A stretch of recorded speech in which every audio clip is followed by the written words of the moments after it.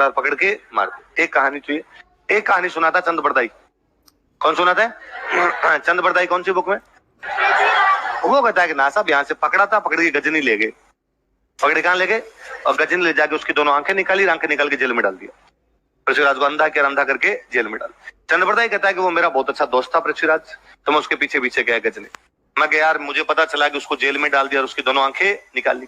मैं मिला, मैंने उससे बातचीत की, फिर मैं गोरी से मिला और मैंने गोरी को पूछा क्या रे गोरी भाई, हमने तेरे को पकड़ा था और बाइज्जत छोड़ा था तेरे को, तूने हमारे राजा को पकड़ा और पकड़ के उसकी आंखें निकाल ली, जेल में डाल दिया। गोरी हंसा और गोरी ने हंस के कहा कि चंद बरदाई अभी तो केवल आंखें निकाली, मारेंगे थोड़े दिन में, चमड़ी उतार उतार के मारेंगे ऊपर से।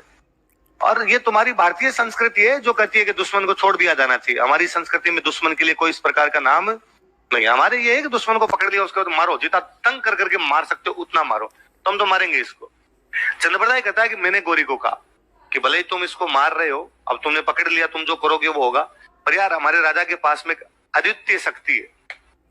क्या शक्ति है ऐसी कि हमारा राजा बिना देखे तीर चला सकता है, शब्द भेदी बाण। क्या चला सकता है? आवाज के ऊपर तीर चला सकता है। गोरी ने कहा मैं मिला सुबह से और कोई मजाक करने के लिए मिला नहीं तुझे, ऐसे कैसे हो सकता है? किसी आदमी को दिखाई नहीं देता और वो सटीक वहीं पे तीर लगा दे जहां पर आवाज आ रही है। चंद बरदाई ने कहा इसका मतलब तूने भारतीय संस्कृति के बारे में जाना ही कहाँ है? हमारे तो भगवान राम के पिताजी थे महाराज दशरथ। कौन थे? अयोध्या जी के पास से नदी बहती है सरयू। कौन सी नदी है? और अक्सर कई बार रात को सरयू नदी के पास में जाकर बैठ जाया करते, और जैसे सरयू नदी में कोई जानवर पानी पीने के लिए जंगल का जानवर आता और जानवर अपना मुंह डालता, उसमें छपाक की आवाज आती और महाराज दशरथ उस आवाज पे तीर चला के जानवर का शिकार किया करते थे। बदकिस्मती एक दिन वहां जानवर की जगह पे श्रवण कुमार पानी लेने के लिए आ गया। श्रवण कुमार ने अपने पानी का बर्तन डाला और बर्तन डालते ही वहां पर महाराज दशरथ ने तीर चलाया और किसको मार दिया?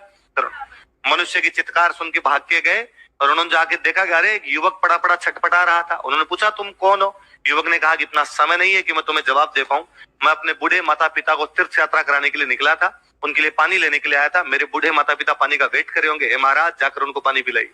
दशरथ गए और दशरथ ने जाकर उनको कहा कि भाई गलती से, मेरी गलती की वजह से आपके बेटे की मौत हो गई है, अब आपका ध्यान मैं रखूंगा, मैं आपको तीर्थ यात्रा करवा दूंगा, प्लीज मेरे साथ चलिए, मुझे माफ कीजिए, कुछ सजा देनी है तो भी दीजिए। बूढ़े माता पिता ने रोते रोते कहा कि हे महाराज दशरथ, तुम्हारे जैसे बड़े राजा को हम क्या दंड दे सकते हैं, पर तुम्हें हाय लगेगी हमारी। आज जिस प्रकार हम अपने पुत्र वियोग में तड़प तड़प के मरेंगे, एक दिन तो इसी प्रकार पुत्र वियोग में तड़प तड़प के मरेगा। समय का चक्र घूमा, महारानी कैकेयी को 2 वरदान दिए गए थे। अब महारानी कैकेयी ने अपने 2 वरदान मांगे कि भरत को राजतिलक दिया जाए और भगवान राम को 14 वर्ष का। तो जैसे भगवान श्री राम 14 वर्ष वनवास के लिए पधारे, महाराज दशरथ उसी प्रकार तड़प तड़प के मरे थे, श्रवण कुमार के माता। चंद बरदाई ने कहा कि यदि वो शब्द भेदी बाण नहीं होता, हमारे रामायण नहीं होती। हमारे तो पूरी रामायण उस चक्कर में है कि श्रवण कुमार के माता पिता हाय लगा गए थे भाई साहब, तो शब्द भेदी बाण होता है भाई साहब हमारे। गोरी ने कहा कि यदि ऐसा होता है तो सुल्तान कारनामा देखना पसंद करेगा। अगले दिन भाई साहब एक मंच पे सुल्तान बैठा आके, इधर पृथ्वीराज चौहान खड़ा हुआ, सामने एक घंटी बांधी गई कि जैसे घंटी पे टन की आवाज है, पृथ्वीराज को उस पर तीर चलाना है।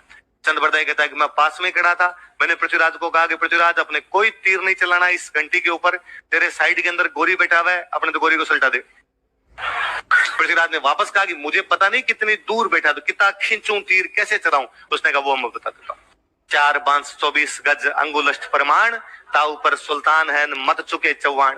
और जगह बताता है, दूरी बताता है, 4 बांस रख दिए जाए, 24 गज होते हैं 4 बांस, उसके बाद 24 गज, अंगुलष्ट 8 अंगुलियां, 4 बांस उसके बाद 24 गज, उसके बाद 8 अंगुलियां, 4 बांस 24 गज अंगुलष्ट प्रमाण, ताऊ पर सुल्तान है मत चुके चौवाण। इतनी दूरी पर सुल्तान बैठा हुआ है, चौवाण आ चूके, और चौवाण चुका नहीं, उसने तीर मार के गोरी को मत। अगर चंद बरदाई कहता है कि गोरी के सैनिक हमें पकड़ते, उससे पहले हमने एक दूसरे को मार दिया। फिर ये कहानी सुनाई किसने?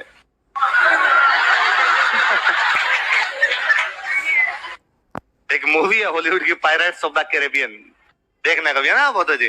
उसमें जैक स्पैरो है, पायरेट्स ऑफ द कैरेबियन। तो उसमें कहता है आज दिन तक जो कोई पायरेट्स ऑफ द कैरेबियन के चंगुल में फंस गया वो जिंदा बचकर वापस नहीं आया। वो पूछता फिर ये कहानियां सुनाता कौन है? ये पायरेट्स ऑफ द कैरेबियन क्या क्या करते रहते हैं? हम कहते कहानी तो चंद बरदाई के बेटे ने कंप्लीट की है। चंद बरदाई के बेटे का नाम था जलहन, क्या नाम था? पर फिर भी इस कहानी में बहुत छोड़ है, इस कहानी में बहुत सारी गलतियां। पृथ्वीराज रासो हिस्टोरिकली एविडेंस नहीं है, पृथ्वीराज रासो की अभी तक भी बातें जो प्रूव नहीं हो पाई है, इसलिए पृथ्वीराज रासो को हिस्ट्री कभी मानती नहीं।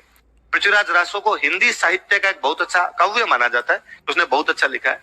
दिक्कत पृथ्वीराज रासो के साथ दूसरी है। हुआ यह था कि महाराणा राज सिंह जब राज प्रशस्ति लिखवा रहे थे, राज प्रशस्ति है 1676, कब की है? तब महाराणा राज सिंह ने अपने के दूत भेजे राजस्थान के अलग अलग कोनों में कि जाओ और जाके अलग अलग क्षेत्रों का इतिहास लेके आओ, ताकि उस इतिहास से मेवाड़ का इतिहास निकाले। भाई मारवाड़ के इतिहास में भी मेवाड़ की कोई बात होगी, अजमेर वाले में भी मेवाड़ की कोई बात होगी, बीकानेर वाले में भी मेवाड़ की कोई राजा मेवाड़ से लड़ा होगा, किसी राजा ने मेवाड़ शादी की होगी, कोई मेवाड़ वाले राजा ने वहां शादी हुई, समझौता होगा, कुछ तो लिखा होगा। उन सबसे अपने मेवाड़ की हिस्ट्री लिखेंगे, फिर बापा रावल से राज सिंह तक का पूरा इतिहास लिखवाना है। उनका कोई दूत अजमेर आया, तब अजमेर में उनको एक बंदा मिला और उस बंदे ने कहा कि मेरे पास अजमेर की हिस्ट्री है। कौन सी बुक है? उसने कहा मेरे पास पृथ्वीराज रासो है। कौन सी पृथ्वीराज रासो? कि जो